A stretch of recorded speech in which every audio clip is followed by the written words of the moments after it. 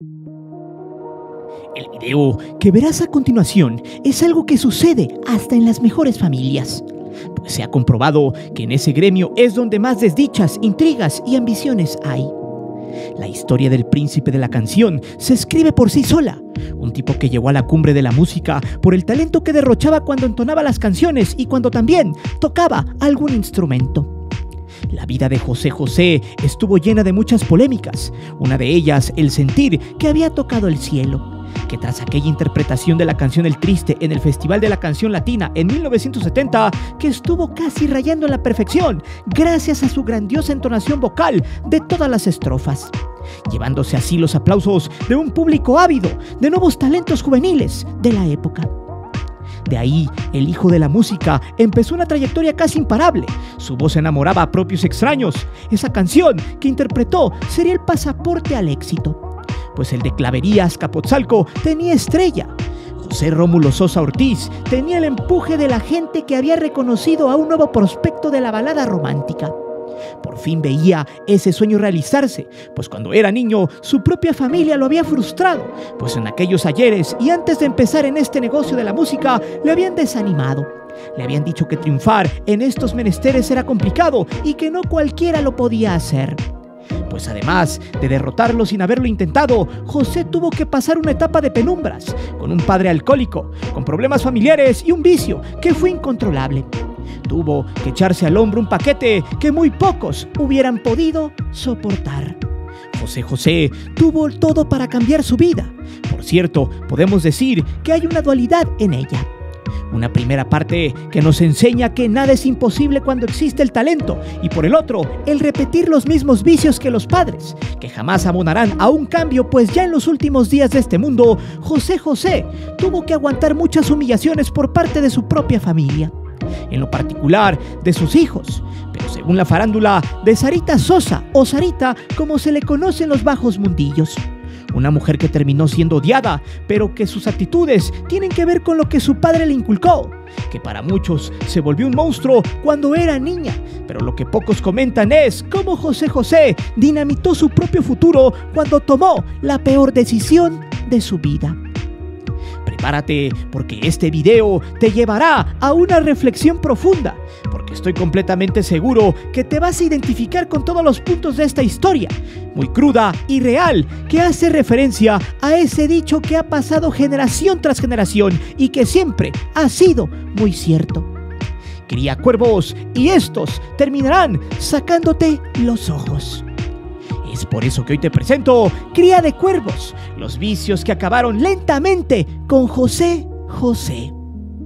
Si quieres más historias como esta, dale like y suscríbete al canal. Te divertirás, te lo aseguro.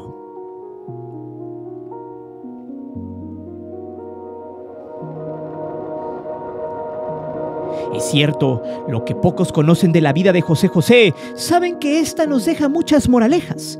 Es más, ni la mejor taranovela de Te idiotiza le llegará jamás a los talones y a todo lo que vivió este sujeto desde que nació.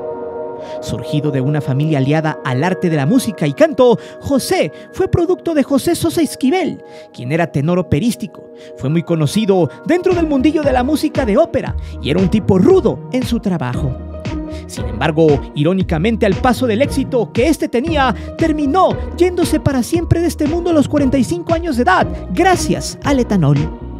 Habría que guardar esto para la posteridad, porque la vida de su hijo José José tenía un destino completamente similar y muy triste, así como la canción. Su madre, Margarita Ortiz, menos conocida que su padre, se dedicaba a tocar el piano. Esta parte es crucial porque cuando José José estaba en la pubertad, su madre hizo todo lo posible para que siguiera el camino de la música, por lo que en esos entonces le había regalado su piano.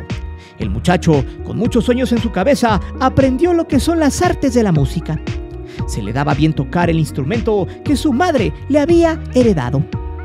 Sin embargo, los problemas en casa eran muy evidentes. Las peleas entre sus padres eran tan constantes que había días que la oscuridad del hogar duraba semanas o hasta meses.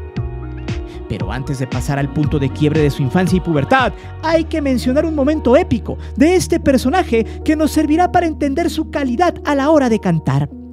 pues esa voz imponente que tenía no había llegado por arte de magia. Hace algunos ayeres, en el programa musical llamado La Pasión en Vivo, los conductores decidieron darle alguna sorpresa a un maltrecho José José, con una carrera ya en la decadencia.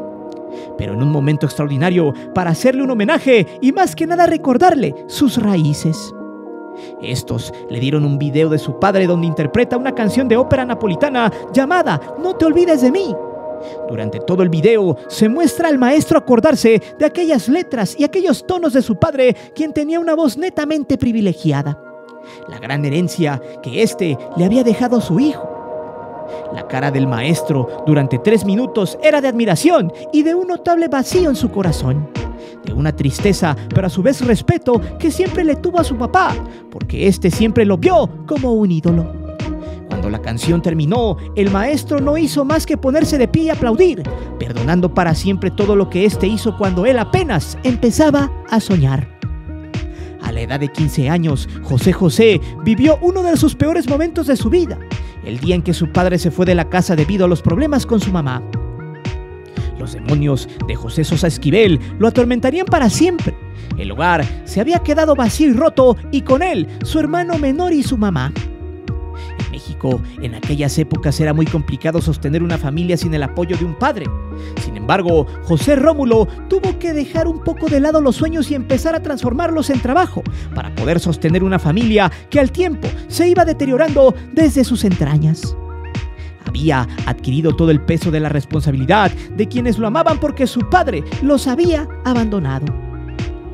Pero su amor por la música siempre fue más fuerte y buscó la forma más noble para ayudar en la casa. De chavo, gracias a que sabía tocar muy bien la guitarra, este se rentaba para tocar en serenatas. No había más opciones en un México de los 60s, donde apenas los nuevos talentos de la música estaban escondidos en las calles. José era uno de ellos y sabía que quizá con un golpe de suerte habría una oportunidad que lo llevase no solo a cuidar de su familia, sino a despegar para siempre en este mundillo de los espectáculos. Luego de cantar en serenatas y en cosas muy sencillas para ganar unos cuantos pesos, José se unió a una banda de bossa nova, música que le gustaba mucho. Ahí tocó el bajo, el contrabajo y también le hacía el jazz. Cantaba y mostraba que en su voz había una calidad indescriptible. Durante más de 4 años estuvo picando piedra hasta que un día se le presentó la gran oportunidad que siempre soñó. Era 1970, el inicio de una década de las más fructíferas en México en cuanto a la música se refiere. Pues en aquellas épocas estaba muy de moda el eslogan: lo hecho en México está bien hecho. Cantantes como Juan Gabriel, o Alberto Castro, Imelda Miller, Manolo Muñoz, Lupita D'Alessio, La Mula y el hijo del talco de bebé El Pirulí, Mario Pintor, entre otros, eran estrellas nacientes de un espectáculo que dejaba en su asiento a miles de familias mexicanas. El famoso festival de la Organización de la Televisión Iberoamericana, por sus siglas en español OTI, semillero de muchos cantantes que a la postre serían grandes estrellas. Sin embargo, antes de que se llamara así, el 15 de marzo de 1970 se celebraba el Festival de la Canción Latina en su segunda edición, celebrado en el Teatro Ferrocarrilero de la Ciudad de México. En ese año se presentaría un tipo flaco, bien peinado, con una gabardina verde y pantalón acampanado color negro. José José se presentaba en nombre de México y de inicio hasta el final los cambios de ritmo le hacían el amor a la canción El Triste, escrita por Roberto Cantoral. Ante la mirada de féminas y hombres en el teatro, todos estaban pasmados por la voz de este hombre. Los ojos del respetable lucían un pequeño brillo de lágrimas de felicidad. La voz de José José transportaba a todos a sus momentos más tristes en sus vidas amorosas. Esa fue la magia que José José inyectó a esa melodía que a la postre la haría suya para siempre. Tanto así que muy antes de que terminara de interpretarla, el público se puso de pie. Los hombres quedaban boquiabiertos, las mujeres no paraban de cantar y de aplaudir. Era una epopeya en aquel teatro. Algunas féminas se saltaban a abrazarlo, a felicitarlo, pues había interpretado de manera magistral una canción muy difícil en la entonación. Incluso se debe de decir, lo hizo mejor que su autor.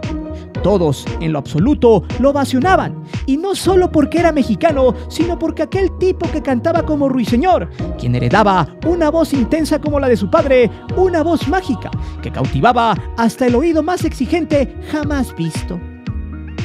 Ese fue el día 1 que cambió para siempre la vida del príncipe de la canción.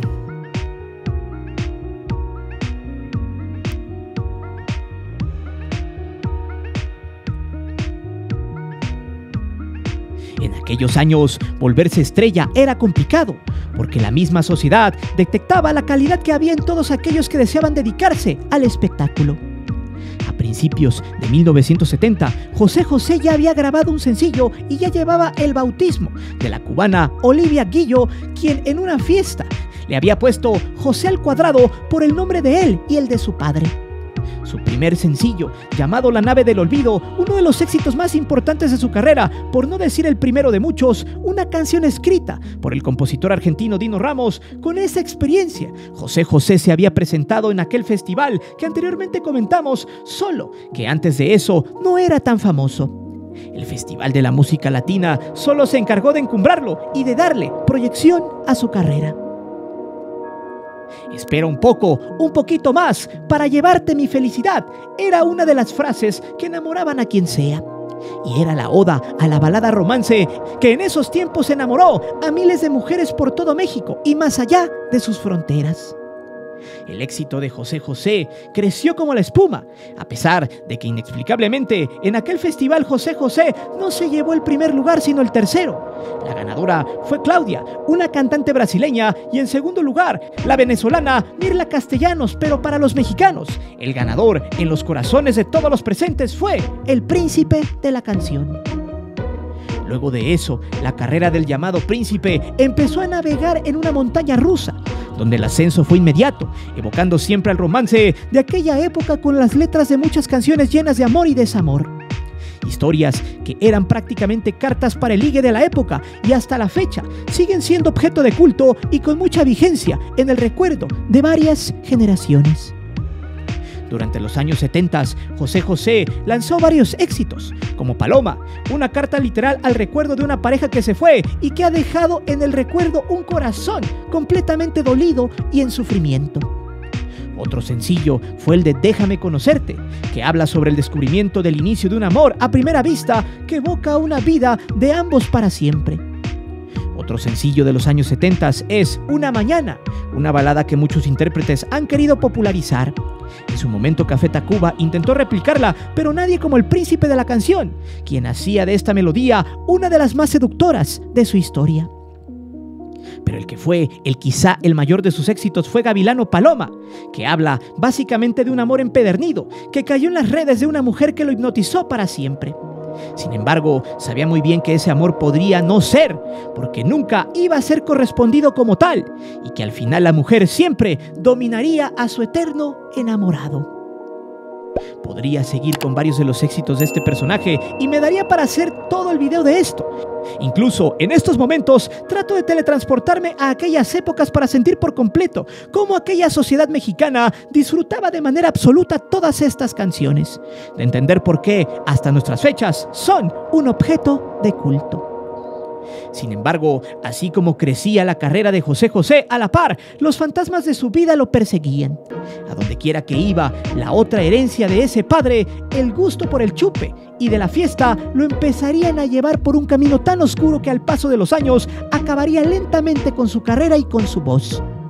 Aún así, José José en sus momentos más cumbres estuvo a punto de hacer un dueto con Frank Sinatra, pero nunca se dio porque la disquera que lo traía firmado se opuso.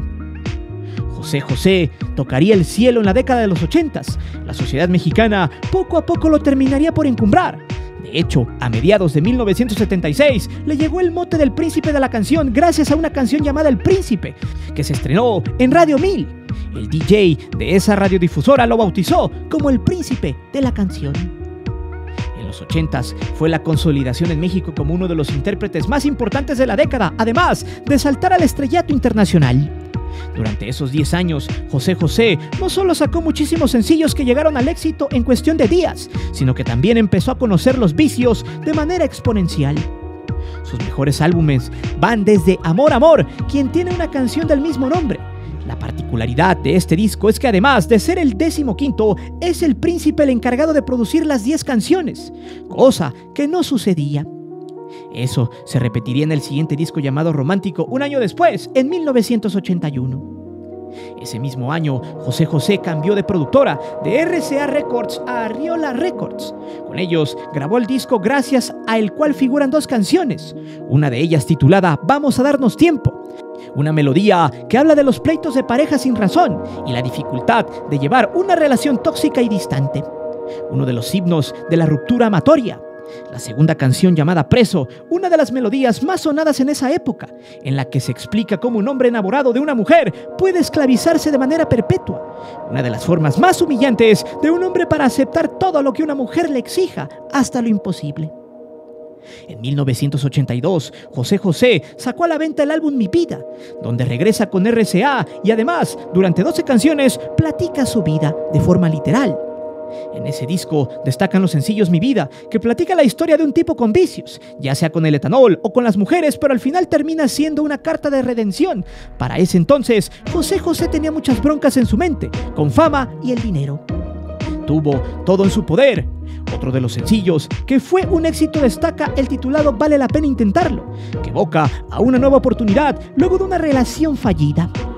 Desesperado, otro sencillo que habla del punto crítico de un hombre que busca volver con su amor, que anuncia la derrota total, la humillación que puede un hombre sentir tras la soledad en el abandono. La canción hace un ruego total por volver a lo que algún día fue. Estas 2 últimas canciones fueron obra del compositor Rafael Pérez Botija, quien por mucho tiempo había sido el creador de muchos éxitos del príncipe de la canción. El disco vendió más de 3,5 millones de copias y es un objeto de culto en la música balada mexicana. Para 1983 se publicó el disco Secretos, en los que destacan 2 canciones, una llamada Lo Dudo, que platica un amor que ya no puede ser, porque ambos son ahora amigos. En la discordia entre una pareja donde ella busca probar un nuevo amor y donde nada será igual como antes. El siguiente es El amor acaba, que es otra canción que hace eco del fin de una relación debido al cansancio, a la monotonía y a lo rutinario. Para 1984, las cosas cambian. Rafael Pérez Botija se convierte en el único escritor de las canciones del príncipe, sabiendo que la mayoría de las canciones de este fueron éxitos rotundos. Payaso, Seré y Qué destacan y este disco se ganó una nominación a los Grammys Latinos del año. En 1985 los premios siguen llegando y se podría decir que la cumbre de José José había llegado. Una vez más, de la mano de Rafael Pérez Botija, vuelve a ponerlo en la órbita internacional. El sencillo Pruébame fue nominado a los premios Grammy Latino del año. Ese disco fue acreedor de un disco de platino, además de recibir el premio de artista top de Billboard. Se vendieron más de 2 millones de copias y se volvió el álbum más escuchado en 1986, un año después de su publicación. También este disco fue muy especial porque recibió el disco de Plutonio, un disco muy inusual como premio, pues muy pocos artistas de la música lo han recibido gracias a la venta de 18 millones de copias. De hecho, fue el primer cantante latinoamericano en recibirlo y ha sido el único en su carrera. La trayectoria de José José parecía no dejar de tocar el cielo y durante muchos años fue recolectando premios y premios, ventas y ventas. Para 1990 se grabó el disco En las buenas y en las malas, el cual tiene el sencillo Amnesia, escrito por Dino Ramos y Chico Navarro. Esta canción es la balada de los 90s, que habla de un amor que no puede salir de su cabeza ni con el alcohol. Sin embargo, para 1992, el disco 40 y 20 se daría ya en la curva descendente del cantante, gracias a la caspita del diablo y al alcohol, en una burbuja de descontrol provocada no solo por los vicios, sino por la ruptura de su segundo matrimonio que lo llevaría a los abismos y de la cual le costaría levantarse. La vida del príncipe poco a poco se deterioraba, no solo en la cuestión física, sino también en la mental.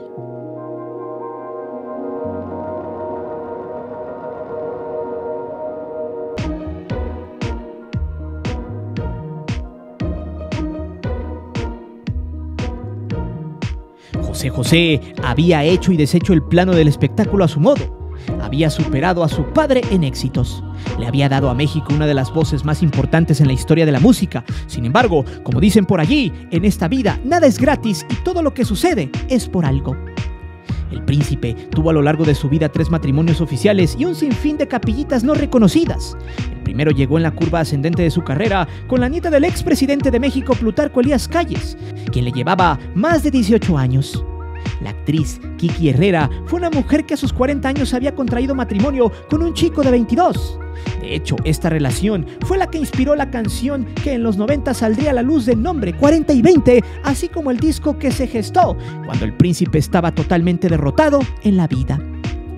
Lo curioso de esta relación es que antes de casarse en lo oscurito, el príncipe le pidió que la única condición para hacerlo era que ella debía dejar la actuación y dedicarse a las labores del hogar, cosa que sucedió. A pesar de que el amor era orgánico, en 1975 el príncipe decidió dejar a la actriz de 40 años tras conocer a lo que fue el amor de su vida, Anhel Noreña, quien viviría el ocaso de la carrera del cantante con quien procrearía 2 hijos, José Joel y Marisol. La relación entre José José y Anhel tuvo de todo, pero lo que más se destacó fue el infierno que ella vivió a su lado cuando éste se volvió fanático de la Caspita del Diablo. Y no solo eso, sino había emulado a su padre dándose festines con el etanol hasta perderse por completo. Su vida fue un completo martirio, pues dicho por la misma Anhel, el príncipe, luego de llegar a casa de sus giras exitosas, aprovechaba el tiempo para entrarle duro al vicio. Anhel muchas veces se iba al cuarto a ver su novela, pero antes dejaba un atole de avena con unos shots de vodka y con Valium molido para que el príncipe terminara dormido y no se pusiera a beber, ya que era una esponja profesional del etanol, pues agarraba como agua de tiempo al disolvente predilecto de los borrachos. La casa, cuando estaba él, apestaba a crudo, a borracho. Ya ni siquiera se sabía en qué condiciones estaba, hasta que llegó el momento que era incontrolable. Para eso, se le ocurrió que gracias a sus amistades había caspita para que pudiera bajarse la borrachera. Esa metodología la repetiría siempre antes de los conciertos o de las grabaciones en los estudios, pues eso rebaja considerablemente la sensación de la borrachera. José José era tan vicioso que ya eso lo hacía como un plan de todos los días. No había momento en que no estuviera fuera de sí. Pero esto del príncipe no era de esas épocas. Su gusto por el chupe se desarrolló cuando tenía 15 años y su padre los había abandonado. Asimismo, de la caspita, todo fue de la mano. Hay un capítulo sobre esto, luego de que no se pudiera hacerlo de Frank Sinatra y esa colaboración que soñaba. Muy rápido, cayó en la depresión y también en los vicios. Eso ya lo traía de cepa, estuvo incluso internado en el AA y sus rachas eran interminables. Solo que su punto más álgido llegó en 1991 cuando Anhel le pidió el divorcio. José José se devastó a tal grado de vivir en su mundo adicto en un taxi, entre la inmundicia de una persona acabada por sus demonios. Para 1995, y con la ayuda de su familia, José José logró salir del abismo. Y fue ahí donde conoció a Sara Salazar, con la que procrearía una hija, la famosa Sarita, quien es una de las personas más odiadas de todo México. De la mano con todo esto, José José venía desgastándose así como su salud. Durante su trayectoria sufrió de varios problemas fuertes, como un efisema pulmonar. El exceso de consumo de cortisona antes de cada concierto le desarrolló un problema en los ganglios bucales, por lo que los tuvo que extirpar.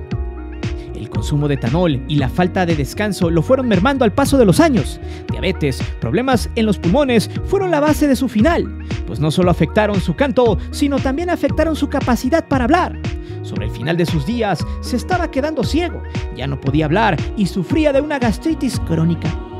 El príncipe terminaría en el abandono y en una prisión médica de la cual no podría salir, secuestrado supuestamente por su hija más pequeña, Sarita, quien nunca dio parte de nada de lo que le pasaba a sus hermanos.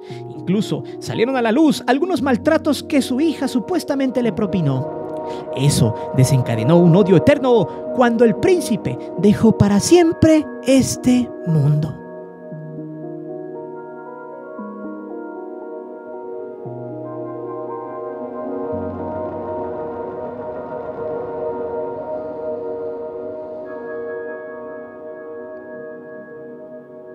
Como todo personaje imponente de la música que en algún momento tocó los cielos, siempre todo el éxito viene acompañado de las malas decisiones, de no saber controlarse entre la fama, el dinero y el poder. El príncipe de la canción se codeaba con gente poderosa, personas que le aplaudieron el vicio, y esas decisiones lo llevaron a sucumbir n número de veces a lo largo de su vida. Todo eso lo llevó por la calle de la amargura y su familia poco a poco se empezó a distanciar de él. Sus hijos, Marisol y José Joel, estuvieron mucho tiempo distanciados de su padre.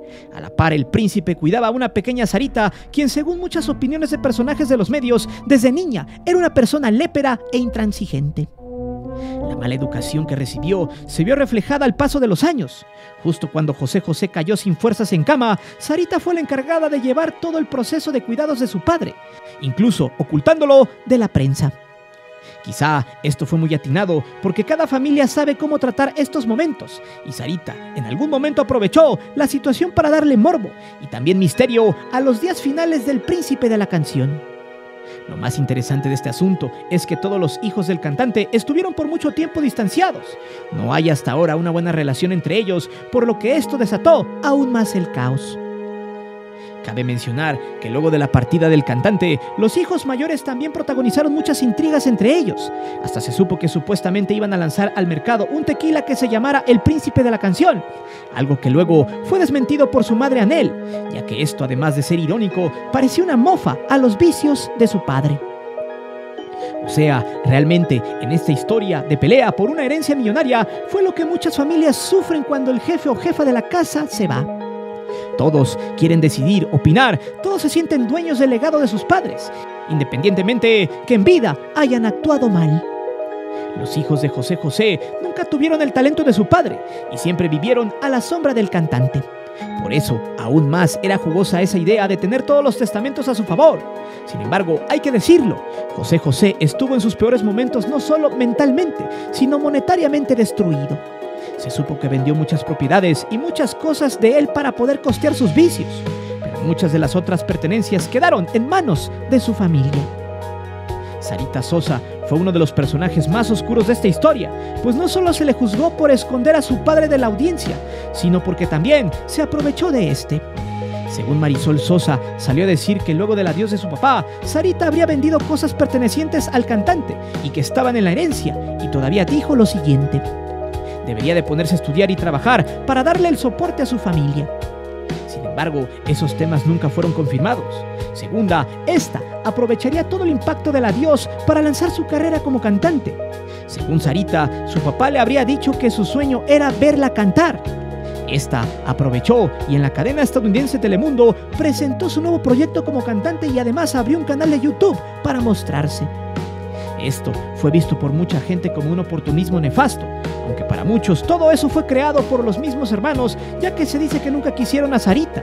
De hecho, en un video de la cadena Telemundo se ve a Sarita diciendo lo siguiente: los amo, ellos saben eso y saben dónde estoy.